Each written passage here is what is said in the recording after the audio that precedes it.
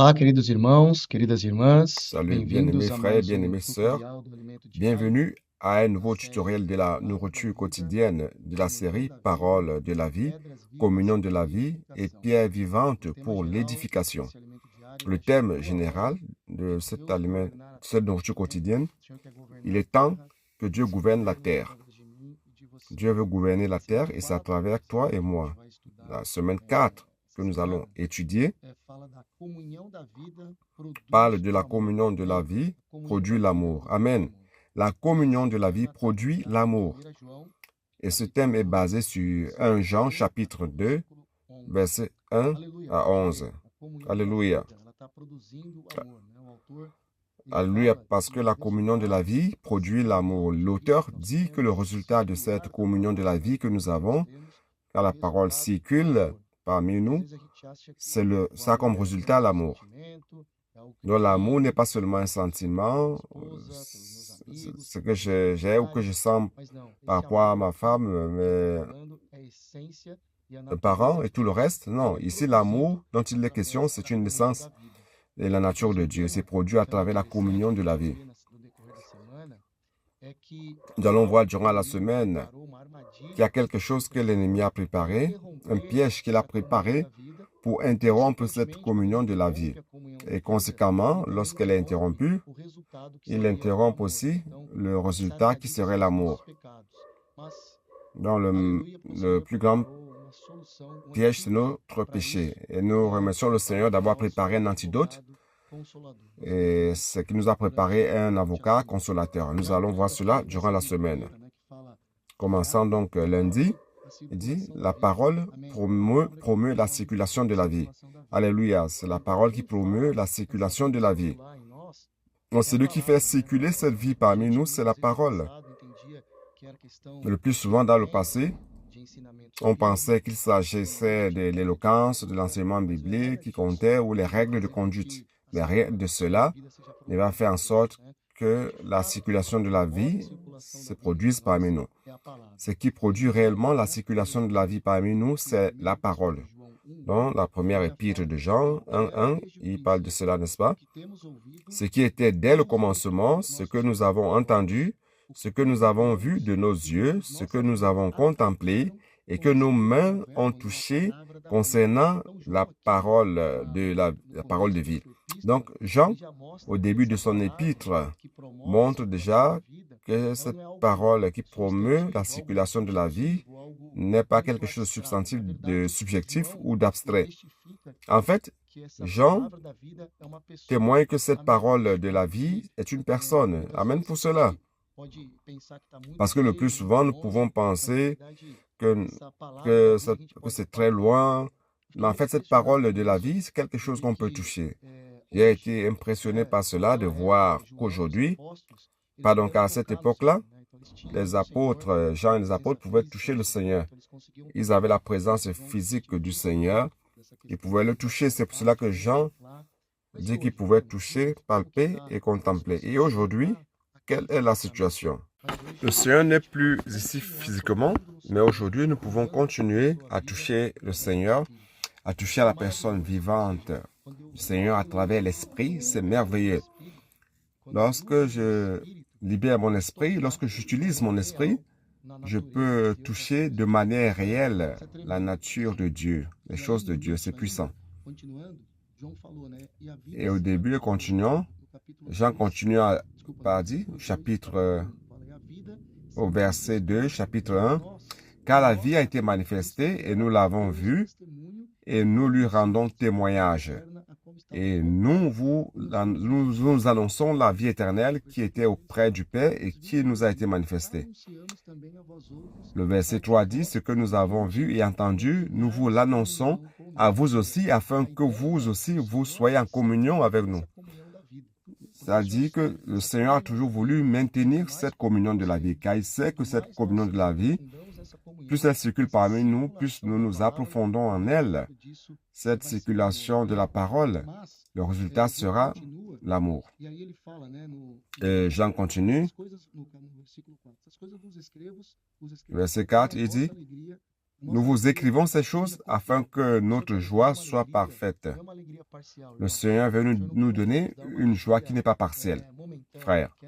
Il ne veut pas nous donner une joie momentanée, mais une joie complète. Et cette joie complète ne peut être obtenue qu'à travers la communion de la vie par la parole. Et par la parole comment? Lorsque je touche à la personne de Christ, lorsque je touche au Seigneur. Mais comme je l'ai dit, Jean après parle de la lumière au verset 5. La nouvelle que nous avons apprise de lui et que nous vous annonçons, c'est que Dieu est lumière et qu'il n'y a point en lui de ténèbres. Verset 6 dit, si nous disons que nous sommes en communion avec lui et que nous marchons dans les ténèbres, nous mentons. Pourquoi il dit cela? Parce qu'en fait, l'ennemi nous a préparé ce piège, essayant de nous dévier de la lumière pour nous amener vers les ténèbres, dans un endroit où on ne peut pas se rendre compte de ce qui nous éloigne du Seigneur, c'est-à-dire nos péchés. Donc l'ennemi essaye de toutes les manières pour nous interrompre de la communion de la vie. Et il fait cela à travers les péchés. Donc chaque fois que nous touchons au péché, chaque fois que nous commettons un acte de péché, cette communion de la vie est interrompue. Et cela fait en sorte que réellement nous perdions cette opportunité d'être devant le Seigneur. Donc pour nous, c'est un avertissement que nous devons toujours être dans la lumière. Pourquoi? Parce que quand on va dans la lumière, tout est clair. Alléluia pour cela. Lorsque je vais à la lumière, chaque erreur, chaque acte, chaque péché est exposé. Et je peux ainsi traiter de cela. C'est comme si j'avais une chemise blanche et je trouvais qui a une petite tache dans l'obscurité, dans un endroit totalement obscur, je ne veux pas voir, mais dans un endroit clair, je verrai que ma chemise a une tache. Le fait de me rendre compte que ma chemise a une tache, je pourrais laver cela. Mais pour cela, je dois être où? Dans la lumière. Uniquement à la lumière qu'on peut se rendre compte de nos défauts et péchés. Donc c'est pour nous un avertissement, une alerte, que nous devons toujours marcher dans la lumière. Il continue au verset 8, toujours de 1 Jean 1. Si nous disons que nous n'avons pas péché, nous nous séduisons nous-mêmes et la vérité n'est point en nous. Donc Jean renforce cela, car l'ennemi essaye le plus souvent de normaliser le péché, pour que nous ne nous rendions pas compte que nous sommes dans une situation de péché et utiliser ainsi l'antidote dont je parlerai mardi. Donc c'est un avertissement. Nous ne pouvons pas permettre que l'ennemi nous entraîne dans cette ambiance des ténèbres, dans cette ambiance où la communion est interrompue et ainsi perdre la circulation de la vie. Nous savons que lorsqu'un membre est hors du corps, hors de la circulation de la vie, ce membre meurt. Si j'enlève le doigt de mon corps, il arrête de recevoir toute la circulation de la vie. Il arrête de recevoir le sang, les nutriments. Et ce membre qui est hors, qu'est-ce qui va se passer? Il va mourir. Donc c'est un avertissement pour nous, afin que nous soyons toujours dans la communion, dans le corps, maintenant la communion de la vie, la circulation de la vie. Et cela va faire en sorte que nous soyons saints, que nous vivions dans cette ambiance, la communion avec le Père et le Fils. Et le résultat, ça sera l'amour. Il y a une question ici, c'est que nous nous rendons compte que notre nature est une nature pécheresse. Et ce n'est que lorsque je me rends compte de cela, que ma nature est pécheresse, que je serai toujours en alerte et retourner toujours à la lumière pour ne pas permettre à l'ennemi de mettre les petites taches. J'ai parlé l'exemple de la chemise. Si vous ne lavez pas aujourd'hui, demain une autre tache et ainsi, plus tard la chemise va devenir noire. Vous penserez qu'elle était noire, alors qu'elle était originellement blanche. Nous devons enlever toutes les taches noires afin que la chemise blanche revienne à sa couleur normale qui est blanche. Comment faire cela? Donc, nous identifions à la lumière que nous avons des péchés, comme Jean dit ici.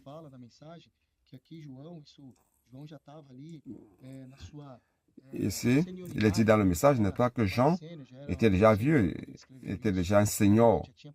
Lorsqu'il a écrit cela, Certainement, quand il écrit ceci, il dit les petits-enfants, avec tout l'amour, la préoccupation, car il connaissait l'importance de maintenir la communion. Et commençant mardi, il dit, nous avons un avocat consolateur. Amen. Nous avons un avocat consolateur. Si nous allons dans l'évangile de Jean, au chapitre 14, verset 16, je vais vous lire cela, 14, 16. Et moi je prierai le Père, et il vous donnera un autre consolateur, afin qu'il demeure éternellement avec vous. Amen. Je prierai le Père, il vous donnera un autre consolateur. Aujourd'hui, nous n'avons pas seulement un avocat, mais au-delà d'être avocat et qui nous défend, il nous console aussi. Donc, on a un avocat consolateur. En retournant dans la première épître de Jean, 2:1, il dit ceci. Mes petits enfants, dans le bon sens, n'est-ce pas? C'est le Seigneur Jean âgé, il dit, mes petits enfants, je vous écris ces choses afin que vous ne péchiez pas. Et si quelqu'un a péché, nous avons un avocat auprès du Père, Jésus-Christ, le juste. L'ennemi veut nous amener vers les ténèbres pour interrompre la communion de la vie à travers les péchés, mais nous devons aller vers la lumière. En allant vers la lumière, nous reconnaissons notre condition et en cela, nous avons un avocat qui nous défend. C'est merveilleux. Le Seigneur a préparé cette sphère, il a préparé cet outil, cet antidote contre le péché, et c'est cet avocat. Moi, dans ma condition, je n'avais aucun moyen de me défendre moi-même. Il n'y avait pas un autre avocat qui soit suffisamment juste pour me défendre. Il n'y a que Jésus-Christ. C'est pour cela qu'il dit Jésus-Christ, le juste. Jésus-Christ, le juste, est le seul qui est capable de nous défendre comme avocat. Alors, que faire? On doit avoir une repentance authentique, faire appel à cet avocat juste pour nous défendre auprès du Père. Il y a une chose merveilleuse que nous allons voir d'ici peu, c'est que les honoraires de cet avocat étaient déjà payés. Ce n'est pas par vous ni moi. Nous n'avions aucun moyen de payer les honoraires de cet avocat. Lui-même, il a payé. Vous voyez comme c'est merveilleux. L'avocat lui-même qui nous défend auprès du Père, lui-même a payé le prix. Il a payé l'amende pour nous délivrer de notre condition pécheresse. C'est puissant, n'est-ce pas? C'est merveilleux. Et mardi, toujours, l'auteur nous apporte une explication très intéressante entre l'injustice et le péché. Avant, je pensais que c'était la même chose. Mais ici, on a une lumière merveilleuse. Il dit que l'injustice, c'est le premier signe du péché. Donc, avant de pécher, il y a la pensée. Et l'exemple de cela, c'est que parfois, je peux être en train de servir dans l'église, c'est normal, dans le labeur, mais personne ne connaît mon service. Et comme personne ne reconnaît mon service, je commence à penser que je souffre d'une injustice. Donc, c'est d'abord la pensée. Je n'ai rien dit aux frères, mais c'est juste une pensée. Et ça, c'est une injustice. Donc, le fait que je pense que je méritais une reconnaissance, le fait de penser que je devais avoir une charge, que je devais avoir ceci ou cela, cette pensée, c'est l'injustice. C'est l'acte de justice, mais ce n'est pas encore le péché en soi. Le péché en soi, c'est quand je pratique, quand je commence à blasphémer, à parler des frères, à dire que il faut faire ceci, faire cela, je vais changer de fonction, je veux la reconnaissance. Donc, cet exemple que j'ai donné, dans ce deuxième cas, c'est le péché. Alors, quel est l'avertissement? Nous ne devons pas tomber dans le piège du premier signe, qui est l'injustice. Donc, lorsque l'ennemi commence à nous placer dans une ambiance où je me sens victime d'injustice, que dois-je faire? Je dois retourner vers la lumière. Car en retournant vers la lumière, je parviens à reconnaître mes défauts et avant de pécher, je peux me retourner vers le Seigneur. Donc Jean était très préoccupé par rapport à cela. C'est pour cela qu'il écrit ici, encore. 1 Jean 2, 1. Il dit, mes petits enfants, je vous écris ces choses afin que vous ne péchiez point. Il dit, c'est pas que vous devez pécher, donc, pour que personne ne pêche. Mais connaissant notre condition de péché, sachant que nous pouvons tomber, que nous pouvons commettre des erreurs, ne reste pas dans ton monde de péché. Viens vers la lumière, vers le Seigneur, où on a cet avocat qui est auprès du Père et qui nous défend. C'est merveilleux parce qu'il dit que le verset que j'ai lu de l'évangile de Jean 14, 16 montre qu'il n'est pas seulement notre avocat, il est aussi notre consolateur. Et comme consolateur, il nous console toujours en train de nous orienter, nous montrer quelle est la voie correcte à suivre, afin que nous ne tombions pas dans cette situation de péché. Alléluia, parce que nous avons cet avocat merveilleux qui nous défend et aussi qui nous console. Et continuant, l'auteur continue à dire que Jésus est notre avocat et consolateur. Comme avocat, il nous défend, comme je l'ai dit, et comme consolateur, il nous oriente à tout moment sur la voie à suivre. Donc, frères, vous et moi, nous ne devons pas marcher comme nous voulons. Mais nous avons un consolateur qui nous montre la voie correcte à suivre afin de maintenir cette communion de la vie. Donc, principalement, pour les frères qui sont dans les rues, le plus souvent, ce n'est pas facile.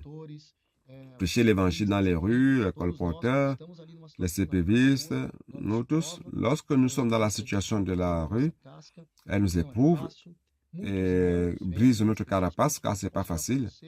On écoute parfois des noms aux personnes à qui on demande « puis-je prier pour vous ?» D'autres sont pressés et d'autres sont si aveugles dans les ténèbres et finissent par ne pas accepter.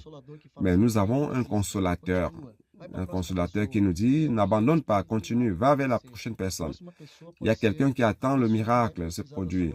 La prochaine personne peut être celle-là qui a besoin de ta prière ou qui aura réellement besoin de cette parole, de cette prière que vous allez faire.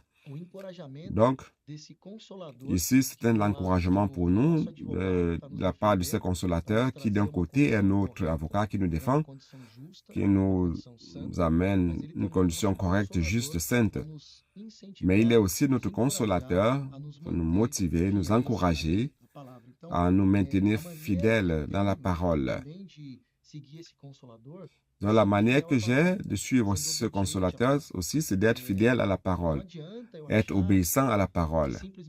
Ça ne sert à rien de penser que le fait d'être dans la communion suffit. Non, je dois être obéissant. Le frère beaucoup dit que la foi ne va pas seule. L'obéissance ne va pas seule. Donc, la foi vient par l'obéissance. Nous devons être obéissants à cette parole.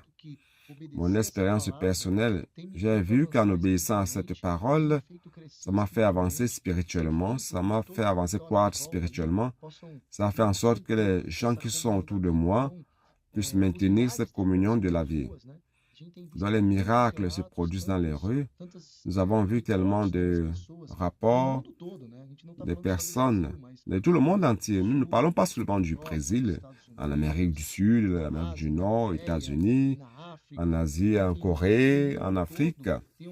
Donc, frères, dans tout le monde entier, ces miracles se produisent.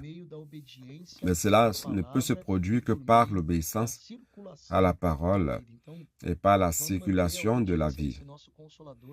Donc, maintenant, l'obéissance à notre consolateur et suivant la direction que le consolateur nous donne, afin que nous ne perdions pas la communion de la vie. Donc, en continuant, au verset 2 de 1 Jean 2, il dit ceci, « Il est lui-même une victime expiatoire pour nos péchés, non seulement pour les nôtres, mais aussi pour ceux du monde entier. » Alors, qu'est-ce que c'est que cela? Le Seigneur a préparé, comme je l'ai dit, une solution. L'ennemi est venu avec le péché pour interrompre la communion de la vie, pour faire en sorte que nous perdions cette circulation de la vie. Mais alléluia, le Seigneur est venu avec l'antidote, avec la solution. Et la solution, c'est Christ qui est mort, ressuscité et est devenu l'Esprit vivifiant et qui habite parmi nous. Il nous a préparé cet avocat qui est notre propitiation. Donc, il nous revient aujourd'hui d'avoir une repentance authentique et de confesser nos péchés. Je vais lire un verset de Romains que le frère a cité cette semaine, un verset qui est très bon aussi, qui montre la propitiation. Romains 3, 25.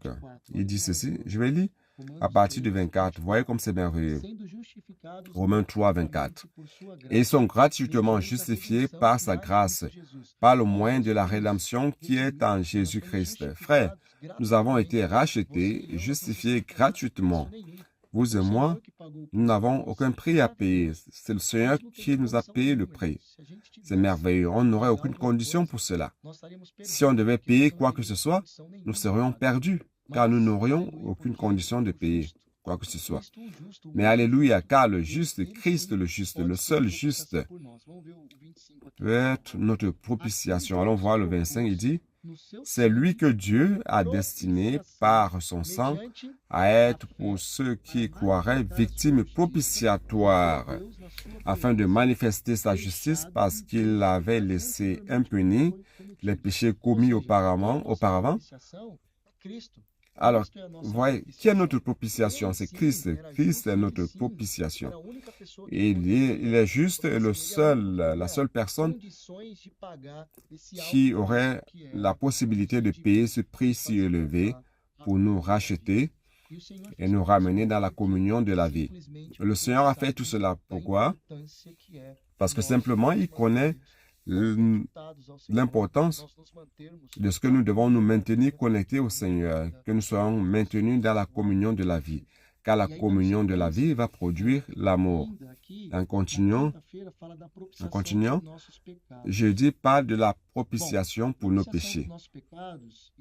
Dans la propitiation pour nos péchés, c'est dans 1 Jean, 1:3. Je l'ai déjà lu, n'est-ce pas? De ce que nous avons vu et entendu, ce que nous vous l'annonçons à vous aussi, afin que vous aussi vous soyez en communion avec nous. Or, notre communion est avec le Père et avec son Fils, Jésus-Christ. Donc, voyez ici, je dis que Adam a ouvert une porte par laquelle la mort est entrée et par la mort le péché. Donc, par Adam, nous avons tous péché. Lorsque Adam, étant trompé par le serpent, quand le serpent a trompé Ève et Adam, l'ennemi est très sagace et subtil. Il a réussi à faire en sorte que cette communion soit interrompue. Et cette communion interrompue, la mort est entrée. Le frère a dit que c'était comme une porte qui a été ouverte. Et par elle, la mort et le péché sont entrés. Mais Dieu ne pouvait pas laisser cela impuni.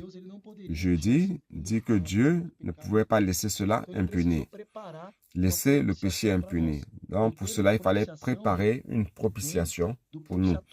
Et le mot propitiation vient de propitiatoire, qui est le couvercle de l'arche de l'Alliance. C'est dans Exode 25, verset 17 à 22. Exode 25, 17 à 22. Là, il dit que les chérubins représentent la gloire de Dieu. Ils étaient attentifs, vigilants pour empêcher ceux qui allaient entrer, celui qui ne serait pas passé par toutes les exigences de la gloire, de justice et la sainteté. Lorsqu'il y a eu la séparation, pour que nous puissions retourner à la communion avec Dieu, il fallait avoir tout ce processus afin que nous retournions dans la communion avec le Seigneur, à la connexion avec le Seigneur, à la communion. Ça, c'est la propitiation. Donc, les chérubins étaient là pour garantir la sainteté, la justice et la gloire, afin que cela soit accompli. Et nous n'avions aucune condition pour cela. Il n'y a que Moïse dans l'Ancien Testament qui pouvait entrer directement dans le Saint des Saints. Moïse était le seul qui pouvait entrer dans le Saint des Saints. et avoir la communion face à face avec Dieu. Dans le Seigneur, dans le Saint des Saints, dans l'Ancien Testament, il n'y a que Moïse qui pouvait entrer dans le Saint des Saints et avoir la communion avec le Seigneur, face à face. Aujourd'hui, notre situation est la même. Donc les péchés ne peuvent pas être impunis. Il faut encore que quelqu'un paye pour cette exigence de justice, de gloire et de sainteté. Regardant ma situation, est-ce que j'ai la possibilité d'accomplir tout cela? Non. Mais alléluia, parce que Christ accomplit 100% les exigences de sainteté, de justice et de gloire. Je répète, Christ accomplit à 100% les exigences de sainteté, justice et gloire. Nous pouvons lire Hébreux. Hébreux parle de cela, Hébreux 9. Je vais vous lire cela. Hébreux 9, à partir du verset 11, dit ceci. Mais Christ est venu comme souverain sacrificateur des biens à venir. Il a traversé le tabernacle plus grand et plus parfait qui n'est pas construit de main d'homme. Prêtez attention. 12. Il est entré une fois pour toutes dans le lieu très saint, non avec le sang des boucs et des veaux, mais avec son propre sang, ayant obtenu une rédemption éternelle. Alléluia. Il est entré dans le Saint des Saints une fois pour toutes. Donc aujourd'hui, on n'a plus besoin de sang de veau, de bouc, non, parce que ce n'est pas suffisant. Mais le sang de Christ, lui, est efficace et puissant pour permettre que vous et moi, aujourd'hui, que nous puissions entrer dans le Saint des Saints. Donc, frère, c'est merveilleux.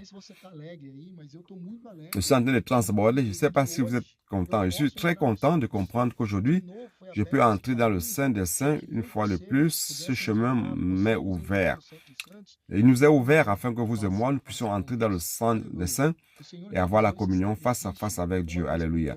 Le Seigneur a accompli ce sacrifice une fois pour toutes. Il n'est plus nécessaire d'avoir le sang de bouc, de veau.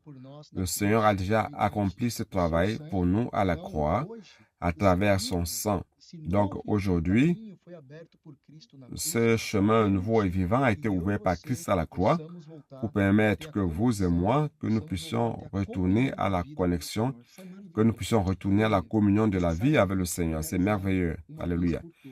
Ce sacrifice a été accompli une fois pour toutes. Hébreux 10, 19 dit ceci. Ainsi donc, frères, puisque nous avons au moyen du sang de Jésus-Christ une libre entrée dans le sanctuaire. Hébreux 10, 10. Hébreux 10, 10. Il dit ceci, que c'est en vertu de cette volonté que nous sommes sanctifiés par l'offrande du corps de Jésus-Christ une fois pour toutes. Donc, pas besoin de beaucoup ou de veau. Le Seigneur nous a déjà fait, il a déjà accompli ce travail. Et le verset 19 dit ceci, après que Christ ait accompli pour nous ce travail, après sa mort, et que ce sang est l'efficacité de la rédemption éternelle, le 19 dit, ainsi donc, frères, puisque nous avons au moyen du sang de Jésus une libre entrée dans le sanctuaire. Aujourd'hui, nous pouvons avoir une intrépidité. Nous ne devons pas être timides ou avoir peur. Il y a un autre verset que nous allons lire plus tard de Hébreux qui dit que nous pouvons entrer avec confiance. Nous pouvons entrer sans peur, être intrépides, entrer dans le Saint des Saints et avoir la communion face à face avec notre Dieu. Cela est merveilleux, frères, c'est puissant. Nous devons exulter pour tout ce que le Seigneur est en train de faire et a fait pour nous. Vendredi, et maintenant toujours cette ligne, le frère parle de l'encens, qui est un élément crucial pour notre propitiation. Il dit que cet encens, qui fait partie du rituel de l'aspersion du sang sur le propitiatoire. Il est intéressant de voir que la recette de cet encens est d'utilisation exclusive de Dieu. Les souverains sacrificateurs, personne ne pouvait utiliser cet encens à d'autres fins. La seule finalité exclusive, c'était pour asperger le propitiatoire qui représente notre rédemption. Cela est merveilleux. Non, à l'époque, on ne pouvait pas fabriquer cela pour usage personnel. Cela représente Christ qui est offert à Dieu afin que nous soyons acceptés par lui. Alléluia. Donc, le Seigneur a été offert à notre place. Il a été accepté, cette offrande a été acceptée et aujourd'hui, nous pouvons entrer dans le Saint des Saints et avoir la communion avec le Seigneur. Mais ce que je voudrais noter ici, c'est que de Christ, nous avons la rédemption éternelle. Ça veut dire que nous pouvons entrer dans le Saint des Saints, avoir la communion avec le Seigneur, car il y a une éternelle rédemption. Le Seigneur a payé ce prix pour nous. Il a préparé cette voie, il a tout préparé pour nous, afin que nous puissions entrer dans le Saint des Saints. Imaginez donc, frères, lorsque nous n'utilisons pas l'Esprit, lorsque nous n'entrons pas dans le Saint des Saints pour avoir la communion avec le Seigneur, c'est comme si nous ne valorisons pas tout ce que le Seigneur a fait. Donc, dans notre quotidien, notre vie, nous devons valoriser tout le processus, tout le travail que le Seigneur a fait. Alors, comment valoriser cela? En entrant dans le Saint des Saints, en jouissant de cette parole, en maintenant la communion dans cette parole, l'immersion quotidienne, qui est un outil merveilleux, les cris de guerre. Ouais, tout cela, ce sont des outils qui ne sont pas des outils séparés. Si vous regardez cela comme un outil, comme des outils séparés, ça n'aura aucun impact sur vous. Mais si vous amenez cela dans l'ambiance de la communion de vie, de la circulation de la vie, vous verrez que l'immersion aura un impact dans votre vie. Le cri de guerre aura un impact dans votre vie. Votre prière va commencer à être différente. Votre manière de louer, de chanter sera différente. Tout dans votre vie aura un sens, un impact, aura une manière différente. Lorsque réellement vous commencez à valoriser ces choses et que vous êtes obéissant à la parole. Donc aujourd'hui, nous pouvons nous approcher avec confiance. J'ai parlé de ce verset, c'est dans Hébreux 4, 6. Il dit ceci. Or, puisqu'il est encore réservé à quelques-uns d'y entrer, Hébreux 4, c'est ça, n'est-ce pas? Pardon, pardonnez-moi, c'est 14 à 16. On retourne ici. Hébreux 4, 14 dit ceci. Et ainsi, puisque nous avons un grand souverain sacrificateur qui a traversé les cieux, Jésus, Fils de Dieu, demeurons fermes dans la foi que nous confessons, car nous n'avons pas un souverain sacrificateur qui ne puisse compatir à nos faiblesses. Au contraire, il a été tenté comme nous en toutes choses sans commettre de péché. Voyez dans le 16, frère. Approchons-nous donc avec assurance. Je vais répéter. Approchons-nous donc avec assurance du trône de la grâce, afin d'obtenir miséricorde et de trouver grâce pour être secouru dans nos besoins. Alors, je te demande, quels sont nos besoins? C'est maintenant. Donc, nous devons, nos besoins, on les a maintenant. Nous devons nous approcher du trône de la grâce maintenant. Dieu nous a préparé cet avocat qui nous défend. Il a préparé le consolateur qui nous oriente, qui nous console, qui nous encourage, nous anime, nous maintient fermes dans la prédication de l'évangile du royaume. Il a préparé ce souverain sacrificateur qui peut entrer et préparer tout ce qu'il faut, asperger le sang, tout ça, pour que nous puissions, et l'ensemble, pour que nous puissions entrer avec assurance dans le Saint des Saints et recevoir la miséricorde et trouver grâce pour être secourus dans nos besoins. Aujourd'hui, nous pouvons profiter de la grâce et de la miséricorde du Seigneur quand nous entrons dans le Saint des Saints. Dans ce processus que le Seigneur a créé, c'est pour cela. C'est pour que nous puissions entrer dans le Saint des Saints. Une fois de plus, lorsque je n'entre pas, lorsque je n'ai pas une vie qui me permet d'entrer dans le Saint des Saints, c'est comme si je ne valorise pas tout ce que le Seigneur a fait pour moi. Donc, c'est un avertissement pour nous. Nous devons valoriser cela valoriser, je dis de nouveau, utilisons ces instruments merveilleux, l'immersion, clé de guerre, transcription, dormir, se réveiller avec Dieu. On voit que c'est un adolescent, un préadolescent à la maison, on voit comment cette parole a la puissance de changer la vie de ces adolescents. Pourquoi? Parce que réellement, ils ont compris et ils sont obéissants à cette parole. Amen. Alléluia. On peut suivre ce modèle des adolescents. Ici, vers la fin déjà, samedi, il parle de garder la parole pour être perfectionné dans l'amour. Donc, samedi, nous voyons que nous-mêmes, comme je l'ai dit, nous n'avions aucune condition de payer ce prix. Donc, le Seigneur a dû payer ce prix. Je n'avais aucun moyen de me défendre moi-même. Et encore moins, trouver un avocat juste, suffisamment juste pour me défendre auprès du Père. Je dis souvent que, parlant de l'avocat, imaginez si vous allez devant un juge avec un avocat qui a aussi des crimes que vous, qu'est-ce que le juge va penser lorsqu'il viendra? Il va demander c'est ton avocat? Bon, imaginez alors si un avocat qui vient, qui est Christ Jésus, auprès du Père. Et Dieu dit oui, celui-ci, oui. Celui-ci est passé par tout le processus. Il a accompli 100% les exigences, il est 100% juste. C'est pour cela qu'il peut nous défendre. C'est pour cela que quand il nous défend, c'est accepté. Amen. Du point de vue de garder la parole, on n'a aucune capacité de garder la parole par nous-mêmes. Nous voyons que samedi, le frère parle du fruit. Que les branches ne peuvent pas produire les fruits par soi-même. Il dit, comme la branche ne peut produire les fruits par lui-même, aucun homme n'est capable d'accomplir la loi et fructifier pour Dieu. On n'a aucune condition, frère. Dans le passé, on essayait de prêcher l'évangile, on faisait même des courses pour apprendre comment prêcher l'évangile à tel ou à tel. Ça n'avait aucun impact. Il ne s'agit pas de prendre des cours ou d'avoir une capacité ou des enseignements bibliques. Je répète, donc ce n'est pas la circulation de la parole parmi nous. Cette parole, c'est une personne. Donc plus je jouis d'elle, plus je touche à cette parole, la conséquence, c'est maintenir la communion de la vie. En maintenant la communion de la vie, la conséquence étant dans l'arbre de la vie, dans cette vigne, la vigne va produire quoi? Les fruits. Donc c'est une conséquence. Ça ne part pas de mon action.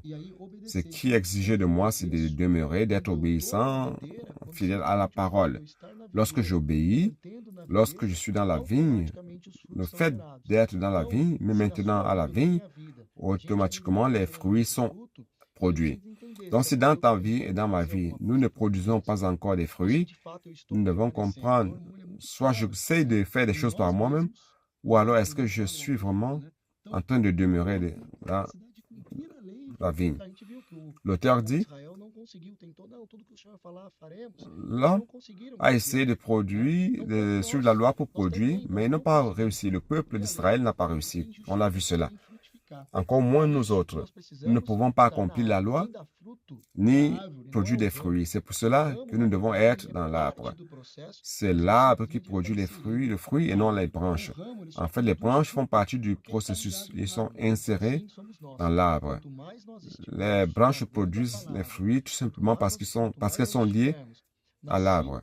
Nous aussi, si nous gardons la parole, si nous sommes dans la circulation de la vie, c'est cela qui va produire des fruits et qui va faire en sorte que le Seigneur puisse croître en nous. Ne nous préoccupons pas à obtenir des connaissances bibliques, à donner des beaux messages et à être éloquents. Ce n'est pas ça qui va produire des fruits. Ce qui va produire des fruits, c'est de garder la parole, étant fidèle et obéissant, et même maintenant sur la vigne, la véritable vigne. Et cela va produire des fruits. Alléluia. Et dimanche, pour terminer, l'amour qui découle de la communion de la vie. Amen. Donc, frère, la circulation de la vie va nous faire marcher comme Jésus marchait. Je répète, il ne s'agit pas d'avoir un manuel de bonnes pratiques ou de faire des choses par moi-même ou essayer de faire des choses à ma manière ou de créer un manuel, non. Il suffit de maintenir la communion de la vie. Donc, il y a tout un processus. Si je comprends que le péché interrompt la communion de la vie, et lorsque cela se produit, je dois aller vers la lumière. À la lumière, je vois mon péché. En voyant mon péché, je produis une repentance, je me repens de manière authentique. Et en faisant cela, j'ai un avocat qui est auprès du Père. Cet avocat qui est auprès du Père est aussi consolateur, qui me montre le chemin. Et s'il me montre le chemin, qu'est-ce que je dois faire? C'est quoi le chemin? C'est d'entrer dans le Saint des Saints. Et dans le Saint des Saints, je maintiens la communion de la vie. Et si je n'ai pas compris ce processus, je serai encore en train d'aller par là, par-ci, par-là. Retournons dans 1 Jean. Le dimanche parle beaucoup de cela. Attendez que je prenne le verset. 1 Jean, chapitre 2, verset 5. Mais celui qui garde sa parole, l'amour de Dieu, est véritablement parfait en lui. Par là, nous savons que nous sommes en lui. Celui qui dit qu'il demeure en lui doit marcher aussi comme il a marché lui-même. Donc marcher comme lui, c'est garder la parole, demeurer dans la vie. Verset 7 dit, bien-aimés, ce n'est pas un commandement nouveau que je vous écris, mais un commandement ancien que vous avez eu dès le commencement. Ce commandement ancien, c'est la parole que vous avez entendue. Toutefois, c'est un commandement nouveau que je vous écris, ce qui est vrai en lui et en vous, car les ténèbres se dissipent et la lumière véritable paraît déjà. Alléluia. Celui qui dit qu'il est dans la lumière et qui est son frère est encore dans les ténèbres. Celui qui aime son frère demeure dans la lumière et aucune occasion de chute n'est en lui. Mais celui qui est son frère est dans les ténèbres, il marche dans les ténèbres, il ne sait où il va, parce que les ténèbres ont aveuglé ses yeux. Donc, plus nous retournons vers la lumière, plus nous allons voir notre condition, plus nous allons toucher à la circulation de la vie, retourner à la circulation de la vie, et ainsi le Seigneur va pouvoir marcher avec nous. Et plus il y a la circulation de la vie, la communion de la vie, le résultat, c'est l'amour. Il n'y a pas un autre produit. Le produit de Dieu, c'est l'amour. L'essence de Dieu, c'est l'amour. La nature de Dieu, c'est l'amour. Donc, en maintenant la communion de la vie, en maintenant la circulation de la vie, le résultat, c'est l'amour. Il n'y en a pas d'autre. Alléluia pour cela. Donc, plus je suis dans la communion de la vie, plus je continue dans la circulation de la vie, plus il y a l'amour. Et cet amour, ce n'est pas un amour qui est fin, ce n'est pas n'importe quel genre d'amour, ce n'est pas un amour avec sentiment, mais c'est un amour qui est quelque chose de réel, qui vient de Dieu. Donc l'amour dissipe les ténèbres et fait briller la véritable lumière. Alléluia. Je vais lire. Le secret pour avoir une vie pleine d'amour, c'est de maintenir la circulation de la vie par la parole. Cela va engendrer la communion et comme résultat, nous aurons l'amour. Alléluia. Le produit de la communion de la vie, c'est l'amour. Allons demeurer dans la communion de la vie et ainsi, nous allons engendrer plus et plus d'amour. Jésus est le Seigneur.